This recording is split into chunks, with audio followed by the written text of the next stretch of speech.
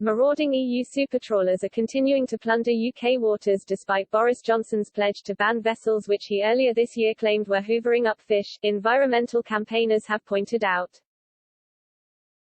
And the Prime Minister has once again been urged to make good on his pledge to take back control of UK waters after Brexit, with one furious fisherman warning, "We can't compete." Neil Whitney, a local fisherman who operates in waters of the south coast of Britain, joined Greenpeace activists at sea in a protest against the Marcha Theodora, a German-flagged and Dutch-owned 140.8 meters long supertrawler which spent at least 243 hours fishing in UK protected areas in 2020. They displayed a banner reading, "This is a marine protected area," in front of the supertrawler and shadowed it out of the offshore Brighton Marine Protected Area, MPA. Mr. Whitney said, "We've seen more of these big factory ships like the Marcha Theodora fishing in the channel over the last 18 months than ever before. They can stay out fishing for weeks, catching hundreds of tons of fish. We local fishermen can't compete. When we go out, there's almost nothing left for us to catch." He explained, "We thought Brexit was a chance for our government to stop these huge factory ships, but we've been let down by empty promises once again. That's why I joined Greenpeace to protest at sea against the Marcha Theodora.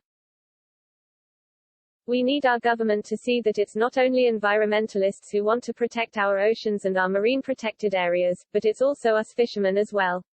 Without healthy oceans, we'll all be out of business." Fishers will join Greenpeace next Wednesday in a flotilla sailing up the Thames to Parliament to demand greater protection from industrial fishing. Supertrawler fishing times in UK protected areas increased by 1,000% between 2017 and 2020.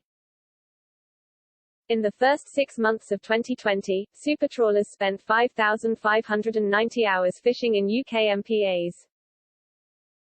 Speaking in January, Mr. Johnson said the UK would be able to ban such vessels now it was free from EU rules and regulations, but nothing has happened so far. Fiona Nichols, an oceans campaigner at Greenpeace UK, said, "Working with our fishing communities all summer has made clear to us what needs to be done. Our government needs to deliver on its Brexit promise to level up our coastal communities, get ocean protection done and ban the destructive industrial fishing which has devastated our fishing industry." She warned, supertrawlers like the Marcha Theodora provide no benefit to the UK's fishing industry as none land in the UK or are UK-owned.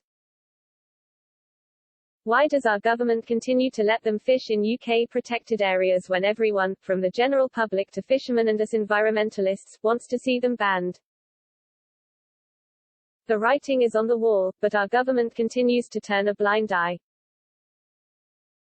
Greenpeace's declaration of emergency with fishing communities, issued at the weekend, calls for supertrawlers, fly shooters and bottom trawlers to be banned from all offshore MPAs in the Channel, and for all pelagic trawlers over 55 meters and fly shooters to be banned from the entire English Channel and southern North Sea.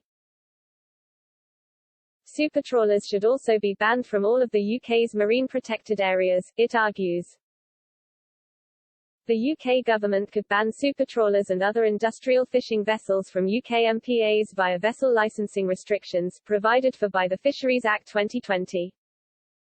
In 2014, Australia banned supertrawlers in excess of 130 metres in length from its waters in 2014.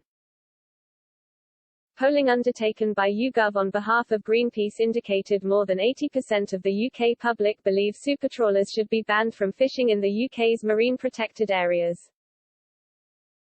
By contrast, just 4% believed they should be allowed to continue fishing inside them.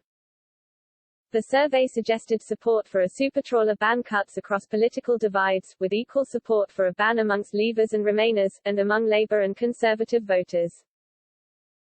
A DEFRA spokesman said, "Protecting our vital fish stocks and those dependent on them is paramount, which is why all EU vessels granted access to fish in UK waters must comply with UK rules and regulations, including those on sustainability. We have heard the concerns raised about fishing pressures in the English Channel and want to work with industry to tackle the issues. We have already stopped pulse trawling by EU and English registered vessels in UK waters and now we have left the EU. The MMO is consulting on additional safeguards for our marine protected areas." Any decisions on managing fisheries in future will be based on the best available evidence.